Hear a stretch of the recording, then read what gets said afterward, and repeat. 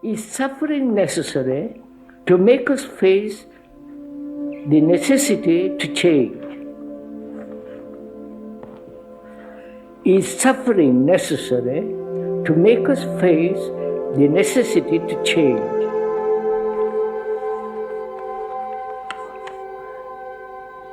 This is one of our traditions that says you must suffer in order to be good.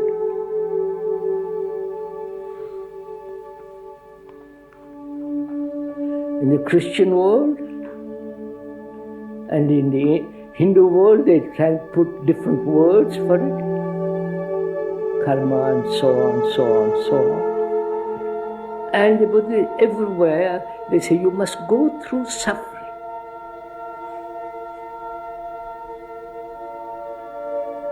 Which is not only physical suffering, but also psychologically.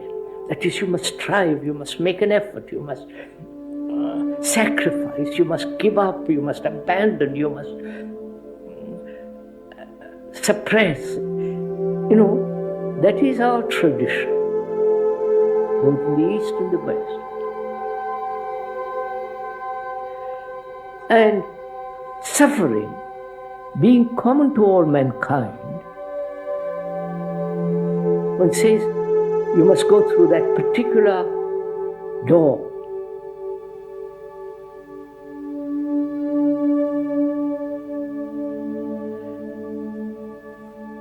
Someone comes along, like a speaker, and says, suffering must end. Not go through it, it must end. You understand what I mean?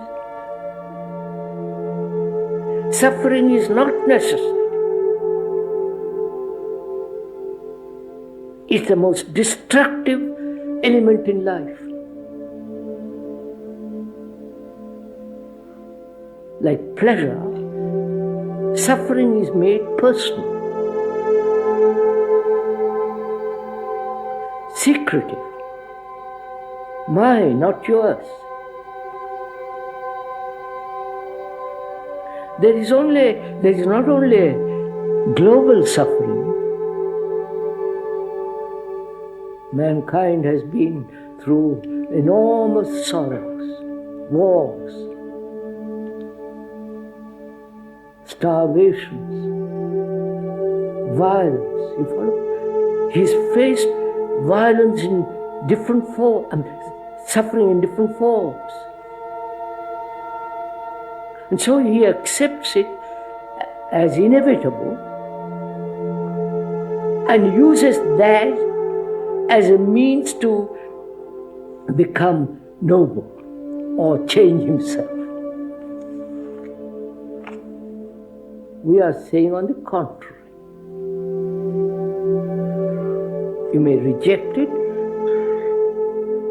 question it, doubt it, let's find out. That is, let us seek the right answer to this. Together, not because the speaker says so. Can sorrow end?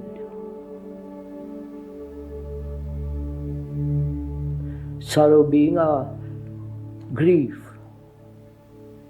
So many ways we suffer. An insult, a look, a gesture, a wound that we have received from childhood,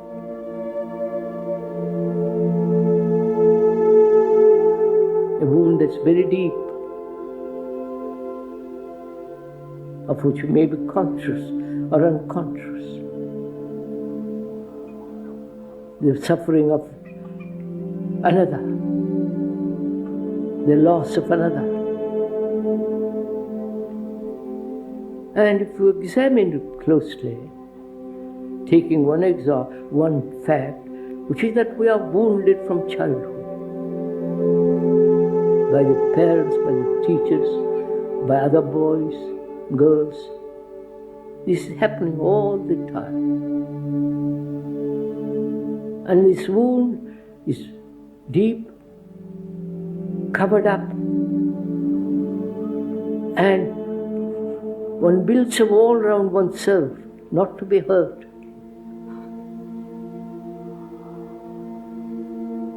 And so that very wall creates fear.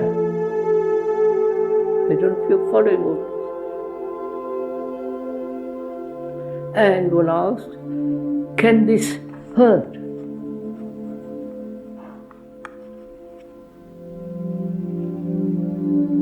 Can it go? Can it be wiped away completely so that it leaves no scar? Please, we are going over together, you understand? I'm sure you have been hurt, haven't you? All of you. Some way or another. It's there. And we carry it throughout our life. The consequences of that is that we become more and more isolated. More and more apprehensive. We don't want to be hurt anymore. So we build a wall around ourselves. And gradually withdrawal, isolation takes place. You know all this. So one asks, is it possible not to be hurt? Not only not to be hurt in the future, today, but also to wipe out the hurt that one has had from childhood. You understand? We are thinking this together, please. Is it possible to wipe away the wound, the hurt that one carries about with oneself, carries about all the time?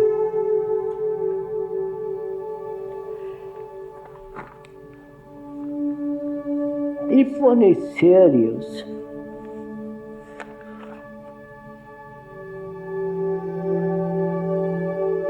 and if one wants to discover for oneself the cause of the hurt,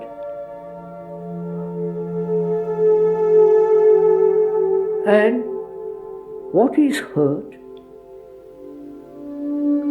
and who is hurt.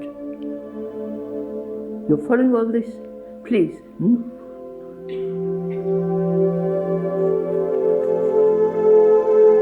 Which means, is it possible not to register the insult, the flattery, the gesture that cuts you down, the look of annoyance, anger, the impatience, not to register any of that. This is really, do you want to go into it deeply? Shall we go into it deeply? The brain is instrument of registration, right? Like a computer, it registers. It registers because in that registration it finds security, safety. It's a form of protecting itself. Right? You're following this? Right, sir? And when one is called an idiot or some other insult takes place, the immediate reaction is to register it. Verbally, the word has its significance. wanting to hurt, and it is registered. Like flattery, it's also registered. Right? Now, can this registrating process come to an end? Bearing in mind that the mind, the brain, must register. Otherwise, you wouldn't know where your house is. You wouldn't be able to drive your car or use any language. But not to register any psychological reactions. You understand? You're following all this?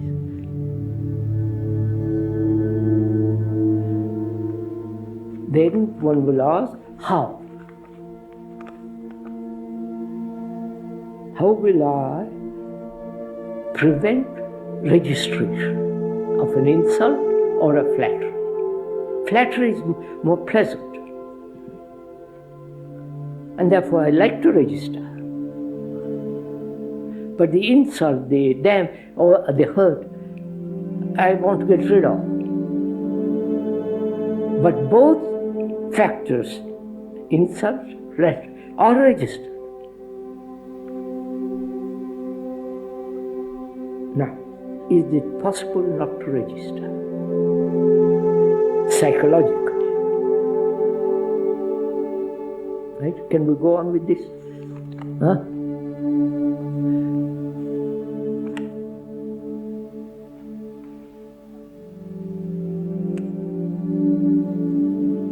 What is it that gets hurt? You say, I'm hurt. What is that entity that gets hurt? Is it an actuality? You understand? Something concrete, something tactical, something that you can talk, or is it something that you have created for yourself, about yourself? You're following all this? All right. I have an image about myself. Most of us have. That image has been created from childhood. You must be like your brother who is so clever. You must be better. You must be good. This image is gradually being built through education, through relationship, and so on, so on. That image is me. I wonder if you accept that. That image, which is me,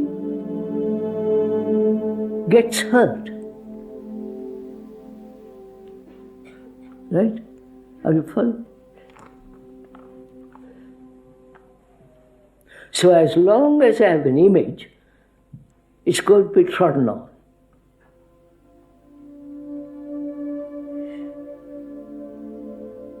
By everybody. Not only by the top intellectuals, but by anybody. So, is it possible to prevent the formation of images? Go into it, sir. Come with me, will you?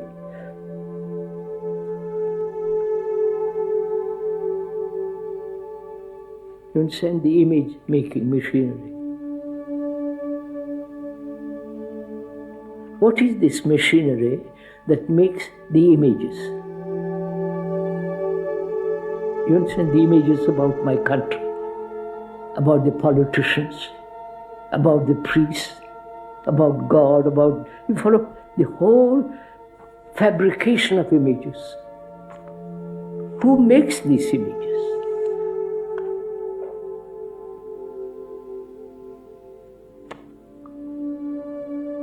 And why are images made? You understand? Who makes it and why are they made? We can see very easily why they are made. For security. For reasons of self-protection.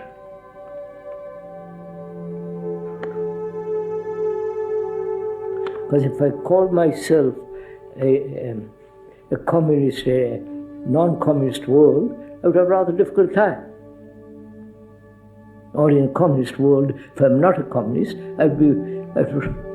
terrible things might happen. So, identifying myself with an image gives one a great security. That's the cause, that's the reason why all of us, in some form or another, have images. And who creates this image? What is the machinery? You understand? What's the process of it?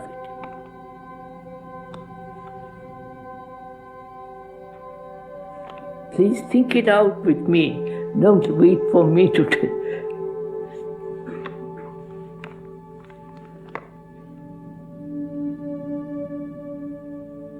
Will there be, please listen to it, will the machinery come to an end when there is complete attention? Or the machinery is set going when there is no attention? You follow the question? You follow this, sir? Where am I to look?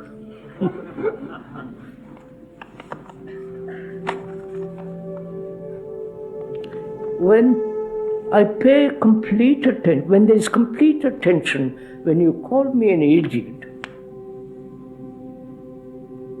are you doing? You call me an idiot.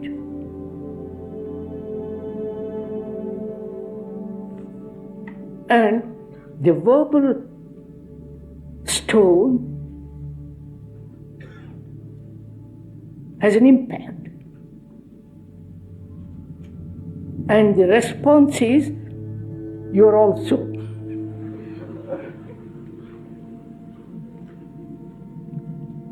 Now, can I receive that word,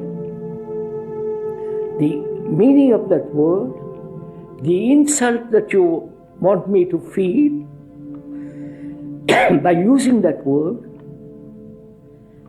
Can I be attentive of all that instantly?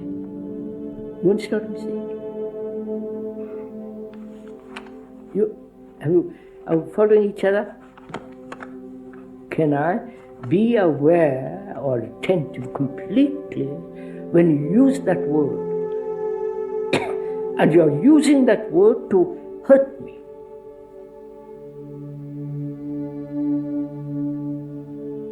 And to be completely attentive at that moment.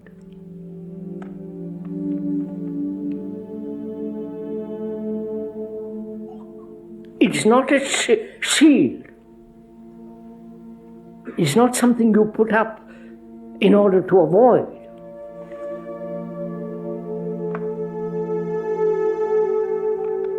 In that attention, there is no reception. I wonder if you see. Whereas when you call me an idiot and I'm inattentive, not paying attention, then registration takes place. You can experiment with this. Do it now, for God's sake. So that not only the past wounds, past hurts, but also your mind then is so sensitive, vulnerable, it is so moving, living, active. It has no moment of static moment where you can hurt. I wonder if you follow this. No, all right.